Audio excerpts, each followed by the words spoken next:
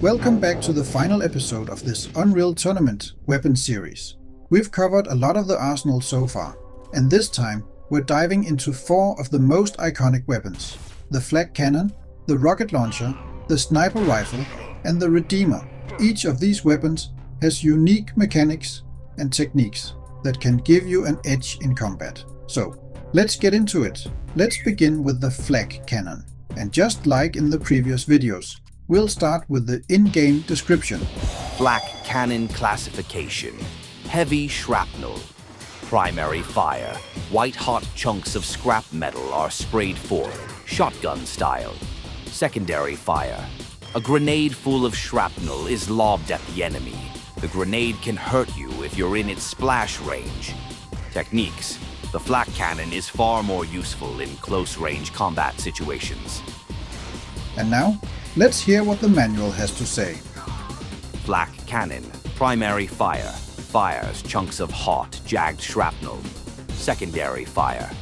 Lobs a shrapnel grenade that explodes on impact. This portable enemy blender can deliver instant death at any range. While the rate of fire is slow, the Flak Cannon's destructive power is formidable. The primary fire discharges a concentrated explosion containing several pounds of jagged metal shrapnel. At point-blank range, the result is usually lethal. The secondary fire launches a shrapnel grenade that explodes on impact. Few opponents survive a direct hit from a Flak Cannon grenade. The Flak Cannon is a big favorite among players. It's often accused of being unbalanced, overpowered, and a spam weapon, especially by those on the receiving end. But there's a reason for its reputation. It's strong, versatile, and easy to use. It's dangerous in the hands of both newbies and veterans. Let's talk tactics and techniques. We'll start with one that isn't very well known. The Flak Cannon's primary fire shoots 8 shrapnel pieces, with a total range of about 159 meters, each dealing 24 damage, a total of 192. But the effective range is only around 10 meters. Here's the thing, it has the fastest projectile speed in the game, 71.62 meters per second.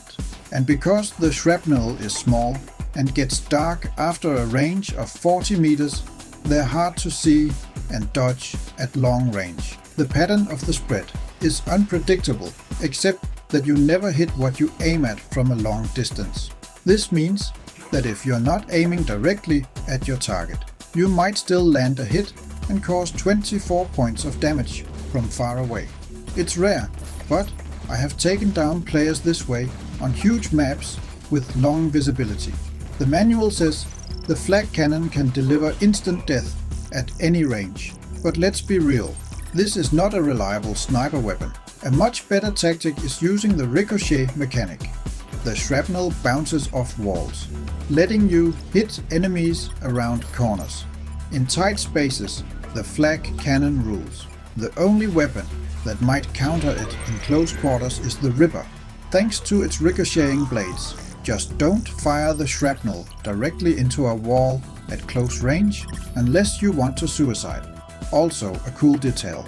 If the shrapnel enters water, the glowing effect disappears. It doesn't change the damage, but it can reduce the shrapnel's visibility in dark maps. The Flak Cannon's weaknesses is its poor long-range capabilities and its slow rate of fire. If you don't kill or scare away your opponent with the first shot, an experienced player will take you out fast. The Flak Cannon's secondary fire fires an explosive shell that detonates on impact. On impact, there is an explosion inflicting 105 damage in its center and spawns 5 flak shrapnel, which can reach around 180 meters and deal 24 damage each. The explosion deals heavy splash damage in a 3-meter radius, and it has a push effect that can send enemies flying up to 13 meters. It's great for disrupting enemies, pushing them into hazards, or forcing them out of cover. Also, I can't be the only one who sees the smiley face on the flak shell and thinks, always look on the bright side of life. Flak Cannon, weapon jumping. Yes, the secondary fire can be used for weapon jumping, but the damage you take makes it not worth it. If you want to know more about it, check out my series on jumping in Unreal Tournament. Here's something to think about. You have access to the Flak Cannon on the very first map in the campaign. How many games give you one of the strongest weapons straight away? I love it. And guess what? The Flak Cannon isn't the only one. You also get the rocket launcher on the first level. So, speaking of which, let's talk about the rocket launcher. That. Rocket launcher. Go! Rocket launcher. Go! Go! As you've probably already figured out, we'll start with the in-game description. Rocket launcher. Classification: heavy ballistic. Primary fire: slow-moving but deadly rockets are fired at opponents. Trigger can be held down to load up to 6 rockets at a time, which can be fired at once. Secondary fire: grenades are lobbed from the barrel. Secondary trigger can be held as well to load up to 6 grenades. Techniques: keeping this weapon pointed at an opponent will cause it to lock on, and while the gun is locked, the next rocket fired will be a homing rocket. Because the rocket launcher can load up multiple rockets, it fires when you release the fire button. If you prefer, it can be configured to fire a rocket as soon as you press fire button down, at the expense of the multiple rocket load-up feature. This is set in the input options menu. Now, let's check what the manual has to say. Rocket launcher, primary fire, launches rocket-propelled grenades that explode on impact. Secondary fire throws non-rocket propelled grenades that explode after a few seconds. Arguably the most popular devastation tool in the tournament, the rocket launcher is an extremely versatile medium to long-range weapon. Hold and release the primary fire to launch 1 to 6 rocket-propelled grenades in a spread formation. The grenades will explode on impact. Press and hold the primary fire, then hit the secondary fire to launch a tight circular formation. Use the secondary fire alone to kick out 1 to 6 unpropelled grenades that will detonate a few seconds after deployment. Skilled users can take advantage of the rocket launcher's heat-seeking feature. To use it, keep your crosshair on your opponent until it changes into a red X. Then unleash your missiles and watch them home in on their prey. Note that your ammo supply is clearly marked on the top of the weapon. The primary fire of the rocket launcher fires a single unguided rocket, dealing splash damage within a 4.4 meter radius and pushing enemies up to 11.5 meters. Even though the projectile speed is slow, the splash damage makes up for it, making it a reliable choice for both direct hits and area denial. But the real power of this weapon is how many ways you can fire it. There are 8 ways to fire the rocket launcher. 1. Single rocket. 1 click of primary fire fires 1 rocket. 2nd. Single grenade. 1 click of secondary fire fires 1 grenade. 3rd. Rocket spread. Hold primary fire to load up to 6 rockets, which fire in a spread pattern. 4th. Rocket cluster. Hold secondary fire while loading rockets to fire them in a tight cluster. Now, for the 5th fire mode. You'd think you could load a grenade spread by holding secondary fire to load up to 6 grenades, and a grenade cluster by holding primary fire while loading grenades. But it doesn't make a difference. So the 5th fire mode is simply 5. Multi-grenades. Load up to 6 grenades, but they always fire in a spread pattern. 6. Homing rocket. Aim at a target within 40 meters for 1.2 seconds. When your crosshair turns red and beeps, your next rocket will be a homing rocket. Your aim doesn't need to be perfect, just close to the target. But if half of your opponent is behind cover, the lock-on range drops to 27 meters. 7. Homing spread. Lock onto a target first, then load multiple rockets, which fire in a spread pattern. 8. Homing cluster. Lock onto a target, then load multiple rockets, and hold secondary fire to fire a cluster of homing rockets. Master these techniques and you'll wreck your opponents. Homing rockets might sound powerful, but they are easy to dodge if the enemy sees them coming. Between homing spread and homing cluster, Spread rockets are actually harder to dodge because the rockets come from different angles. Homing clusters, on the other hand, tend to follow the same path, making them easier to avoid. Another quirk: if spread or cluster, homing rocket kills its target before all rocket hits, and if the enemy respawns before the rocket hits another target, it locks back onto them. In general, I don't recommend homing rockets. They take too long to lock on, and skilled opponents can dodge them easily, except on low gravity maps, where opponents move slowly, making dodging harder, and underwater, where movement is restricted, giving homing rockets a much better chance to hit. Outside of these situations, stick to direct shots. You can configure the instant rocket fire. The in-game description tells us that we can set the rocket launcher to fire instantly when we press the fire button. This is called instant rocket fire, found in the input options menu. It increases your rate of fire slightly, but removes the multi-rocket loadup feature. But here's the thing, you don't need to go into the menu every time you want to switch it on or off. You can create a keybind to toggle between instant firing and chargeable rockets with one key press. Here's how. Go to your Unreal Tournament system folder.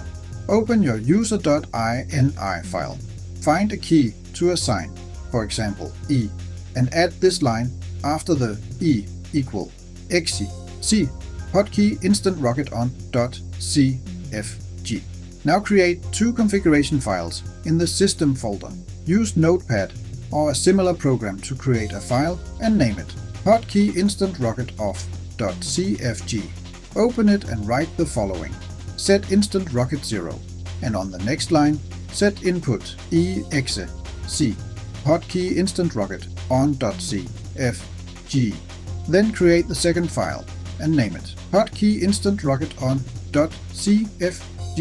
Open it and write set instant rocket 1, and on the next line write set input exe c hotkey instant rocket off.cfg. Now, pressing E will toggle between instant firing and chargeable rockets. A common rocket launcher technique is to aim at an enemy's feet. If you miss, the splash damage still hits them when the rocket explodes on the ground. If an opponent is standing near a wall, aim at the wall for guaranteed splash damage. The rocket launcher can be used for weapon jumping. If you want to learn more, check out my jumping tutorial series. Before we move on, if you're still watching, please like and subscribe. It helps me see the interest for more Unreal Tournament 99 content. Next up, the sniper rifle. The sniper rifle in Unreal Tournament 99 is iconic for its precision and power. Unlike sniper rifles in most other games, this one is hit scan. That means the bullet instantly reaches the target. No travel time, no bullet drop. And with a 200-meter range, it's deadly on any map. But don't let the in-game description fool you. It's not just for long-range shots. Speaking of in-game information, let's hear what the game itself has to say. Sniper rifle. Classification: long-range ballistic. Regular fire. Fires a high-powered bullet. Can kill instantly when applied to the cranium of opposing forces. Secondary fire. Zooms the rifle in up to 8 times normal vision. Allows for extreme precision from hundreds of yards away. Techniques. Great for long-distance headshots. And now, let's hear what the manual has to say. Sniper rifle. Primary fire. Normal rifle shot. Secondary fire. Zoom in on target. The fact that its basic design has remained virtually unchanged for decades testifies to the sniper rifle's timeless and universal functionality. The primary fire deals out an extremely robust rifle round, capable of abruptly ending a competitor's quest for the title of Grand Champion. The secondary fire zooms in on your target, allowing you to save time, effort, and ammunition by terminating them with a single shot to the head. Press and hold the secondary fire to zoom.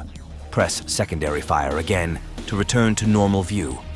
The size of open areas on the map will determine the playstyle and strategy of the best players when wielding the sniper rifle. On large maps, hide in the shadows and snipe from a distance. A simple rule of thumb: If your rifle is dark, you're harder to see.